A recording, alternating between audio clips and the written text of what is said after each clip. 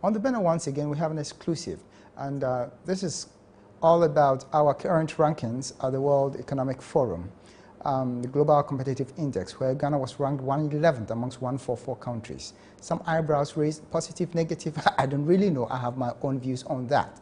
We're privileged to have Honorable Dr. Paa Kwesi Ndom here today for an exclusive.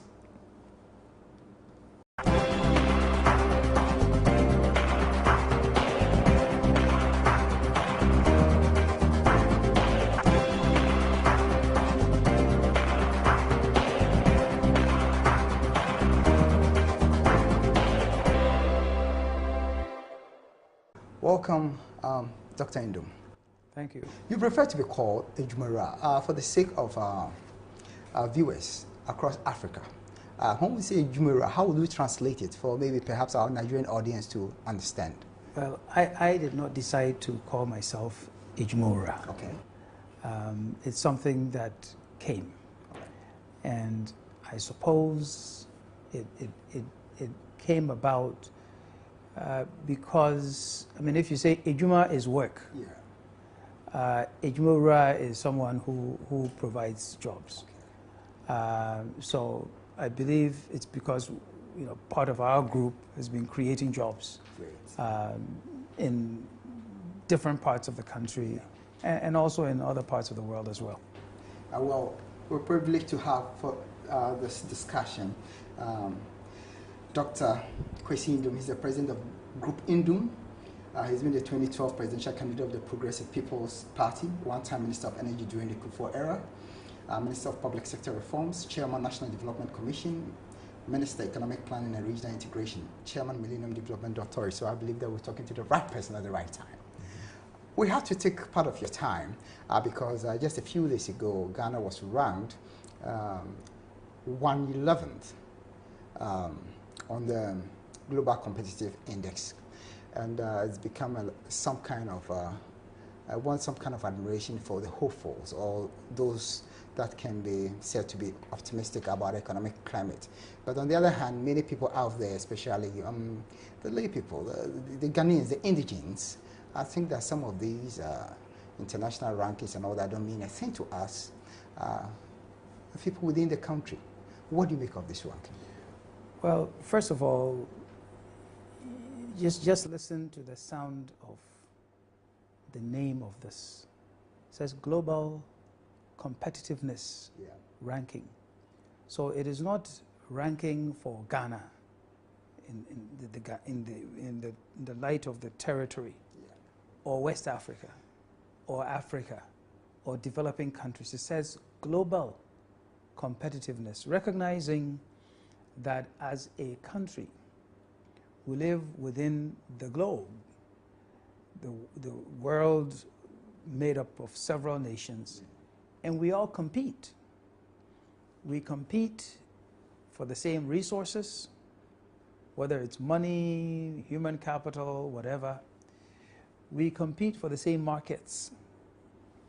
And so it's a global competition that we're dealing with here.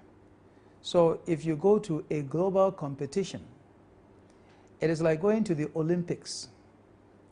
It's like going to the World Cup.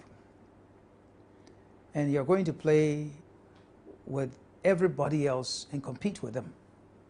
So if you go to that competition and you don't place number 1, number 2, number 3, not 20, not 50, but 111, 111. You can't say that you've done well. It means that your competitiveness is ranked way down there, 111. Now, somebody might say, well, I'm not 150. Okay, I'm not 150. But if you want to compete for a prize, you don't compete with the weaker competitors. You want to strengthen yourself to compete and be seen to be amongst the best that there is. So when no matter what perspective anybody comes at this, the fact of the matter is that we are not amongst the strong competitors globally as a nation? I'm sure the argument with some of the audience will say perhaps you sound a little bit pessimistic in view of recent economic mishaps that we've been going through, which led to the Senchi Forum and all that. And we're being told that things will be better, but there's a global crisis. That's on the other side. But in terms of also relativity, I believe some part of the audience will think that perhaps you've been a little bit utopian because you have countries like Switzerland and all these among the rankings, and you are trying to compare Ghana to such advanced industrialized countries. And therefore, in terms of relativity, seriously, perhaps you are not. Well, let's go back. Let's go back to your own words. Yeah. You talked about crisis, global crisis. Yeah. Why do you talk about global crisis? Because you are comparing our situation with that of the world. Okay, it's for the same reason that you do a competitiveness survey, global competitiveness survey. The person who has money in Ghana, that person is not just looking at Ghana, the market here. He's looking at where would my money be safe? Where would my money give me a good return? So if the person is here and he thinks that this environment is not good enough, they'll take it somewhere else. The other person somewhere else who's also looking at the entire world as to where to put their money, where to invest their capital. He is not concerned about what you think as opposed to somebody in Kenya or somebody in Liberia. They are looking at the globe and looking at where should I take my money. So it has nothing to do with whether I am pessimistic or optimistic. I am an investor in Ghana. And as someone who has put a lot of money into this system, I don't have the time to be playing games about this or that. I want this country to do well. That's why I invest. And in some other places, I have invested against some people's quote-unquote better advice. So I'm here. But the fact of the matter is that I compete. I compete against people in other parts of the world. I have a couple of hotels, and the hotel guests, they're not just people from Ghana. They're people from across the globe.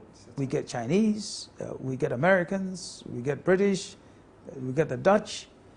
Those people, they don't just come to Ghana because it's Ghana. They compare. Where would they get the best experience? So I have to compete. My prices have to be compete. The environment at the hotels have to be competitive. I do manufacture some things, and I'm not manufacturing for Ghana. I want to manufacture into the global market. How do I do it if the environment here makes things too expensive? We have a factory that produces food containers. Now, we have been trying for 3 weeks to produce samples for potential clients in the Middle East and in Europe. From Ghana? From Ghana. It's a new factory that we're attempting to do that. It's taken us 3 weeks to produce the samples. Why? Because the machines that we're using, it takes a lot of hours to warm up. So it takes about 6 hours to get it going, get the material going. Now, if in the 5th hour I have a power cut, okay, we have to wait until the power comes back on, then remove everything and start all over again. Hope it doesn't go waste. Well, you have to start all over again. Okay. And it took us 3 weeks in order to be able to produce the samples to take to people. Now, to do it, we can't also use generators because the manufacturers of the equipment, they say they want steady power, and the generators, the power that it comes out with, it fluctuates. So you can't even use a generator for it, right? So if I'm in an environment like this, and someone else is in China, another person is in Korea, maybe somebody is in Turkey or in the US, and they take power for granted, how am I going to compete? For 3 weeks, they would have sent their samples. Seriously. They would have talked about their costs and their price. And I could have lost everything. So I'm back to your question that when we talk global competitiveness, it can't be a parochial thing. It can't be a political thing. It can't be an individual thing. And you can't segment the world because we are selling into a global environment. We're looking to attract people from the global market. And so we must be truly competitive globally. Well, the Chinese proverb that says that a journey of 1,000 miles starts with a step. So perhaps some of us will think that perhaps we've started. A trouble gas plant or whatever is going to come through, and perhaps you have sustainable power supply. That is the hope for Ghana, one of the events in terms of infrastructure. Hold on. I've been Minister of Energy before. Yeah. You know, I've heard people talk in the past few days I'm happy I provoked about the gas plant. Yeah. Look, it is providing the raw material Yeah. for potential production of power. That is it. Our problem in Ghana, part of it is the raw material that we need, and the generation of power. Okay. But one of the biggest problems that we have is the distribution of the power. So we can have 10 or 12 gas plants all we want. Yeah. We must fix the distribution end of things. Otherwise you produce, and the infrastructure for distribution, if it remains 1950s and 1960s distribution network, what have you accomplished? You haven't accomplished anything. You still will have losses.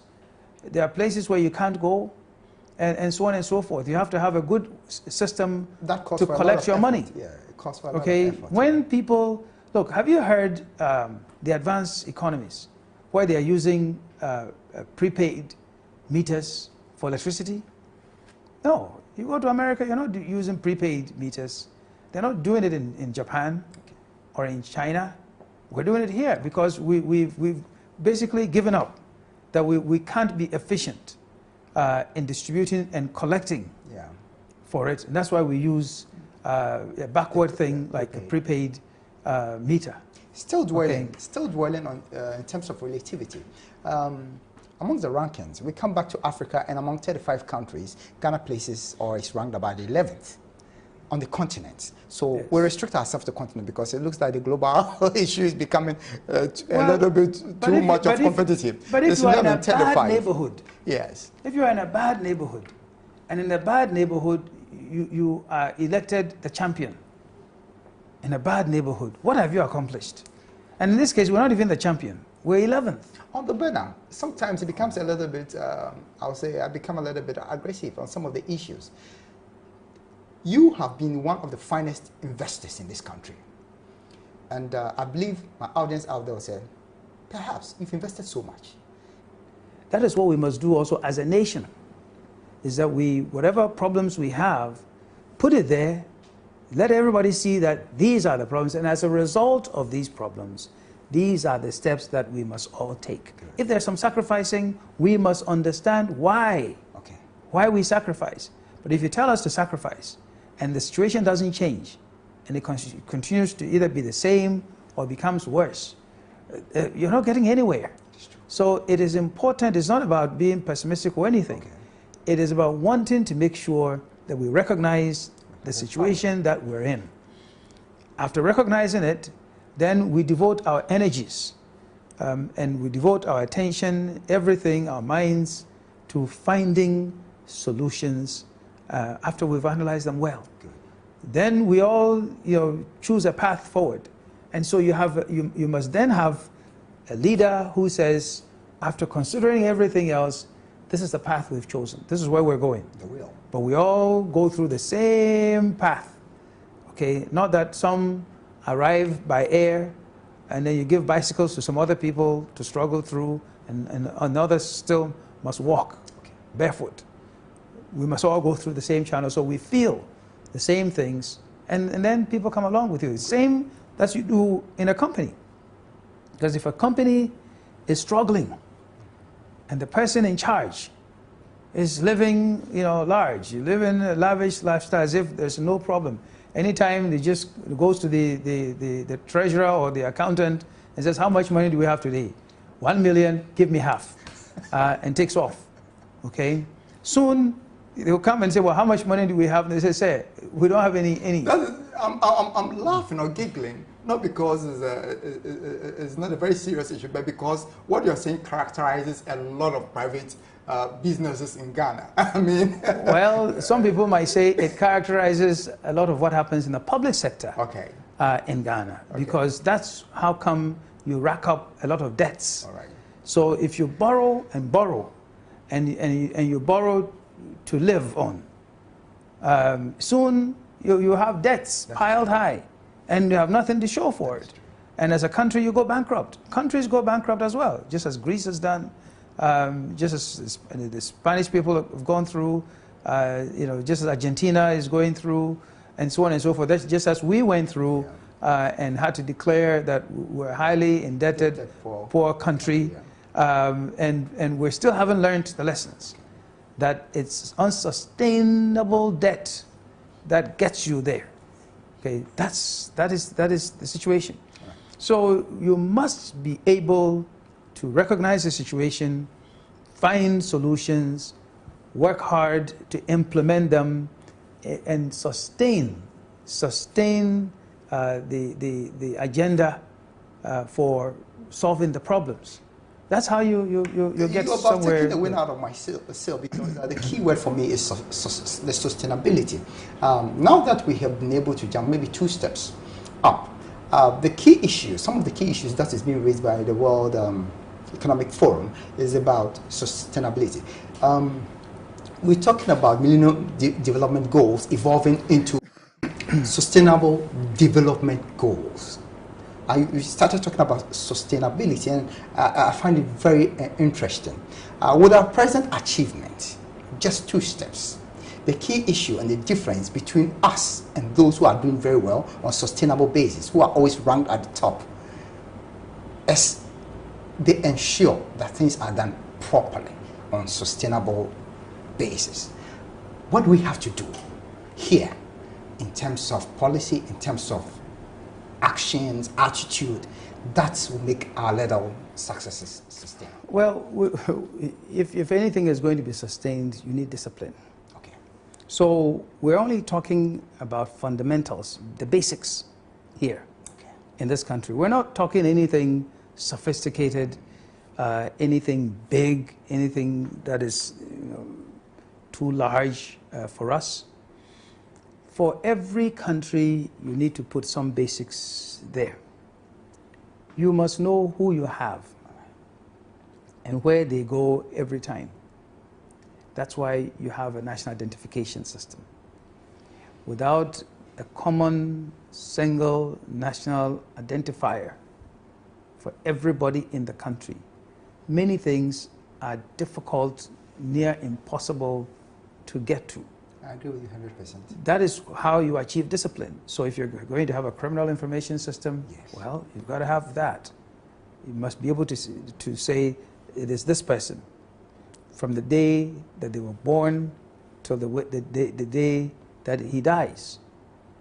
We must have one common identifier. If he gets a bank account, it's there.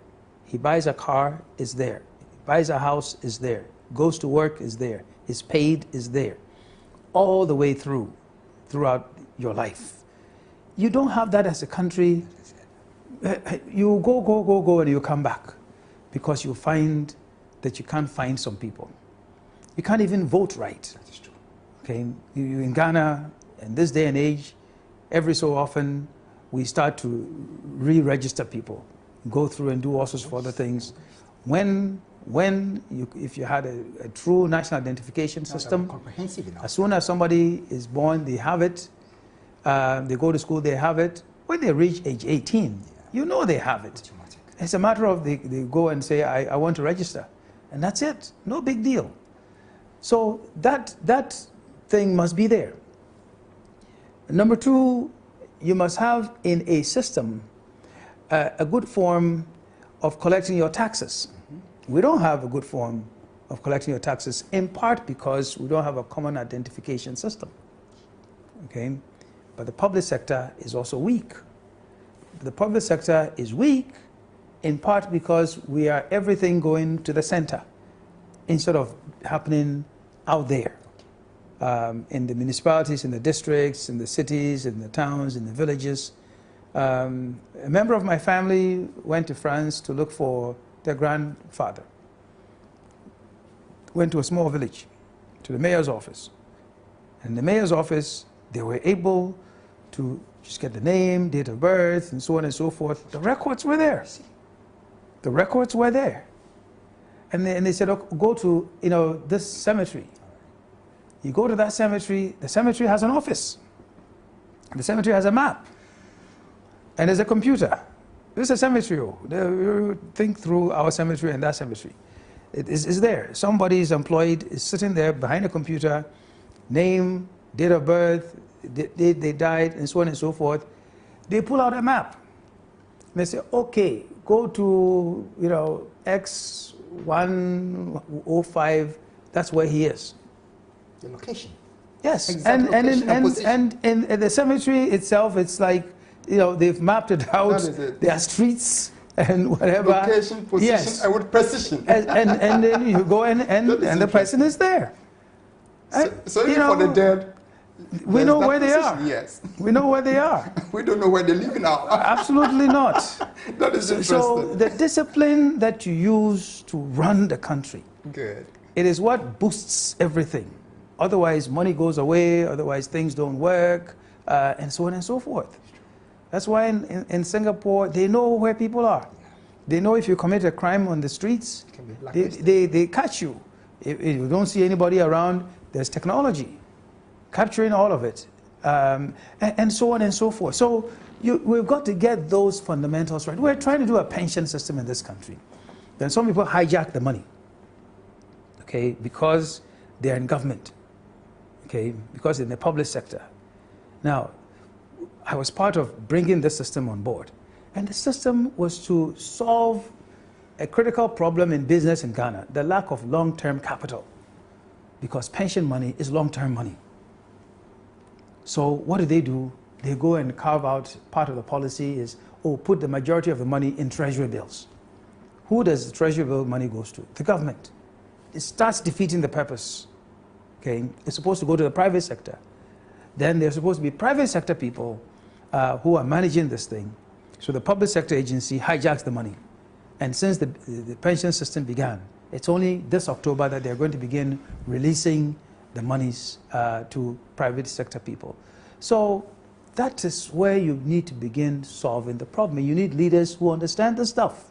Is it not deliberate that people know these things and they don't want to do it? Well, just to be maybe you are giving too much credit. If somebody knows that these are things I must do to make things work, well, then you might say, deliberately they're choosing not to.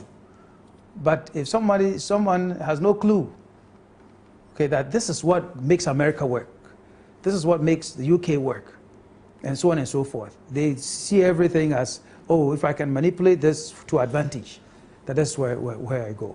So that's where the problem lies. That's how come you become number 11 in a bad neighborhood called Africa. That is how come you are 111 in the global competitiveness. That's how you stay at the places like that. And you must aspire to be with the number 1, number 2, number 3, number 4, number 5, and do what is it that they do. Okay. In business, that's what we do. We need to stop. All right. To round up, what would be your concluding remark? What is your expectation? Perhaps in a couple of months or maybe next year by this time, what do you think our rankings should be? Well, will be sustainable or will do better? It's not a matter of, for me, the point is whether we decide that doing the same things that haven't gotten us anywhere must stop or not. If we decide that we must have proper change, change that will take us in a different direction, a proper direction, to get the results that we need. If we do that, and we start putting in Ghana, when they say fundamentals, they start talking about macroeconomic something. Complexity. Those are not the fundamentals. Okay. The fundamentals have to do with discipline. All right. They have to do with the people having the right to choose their own leaders at the local level, choosing their own priorities. They are basic things in life. Right.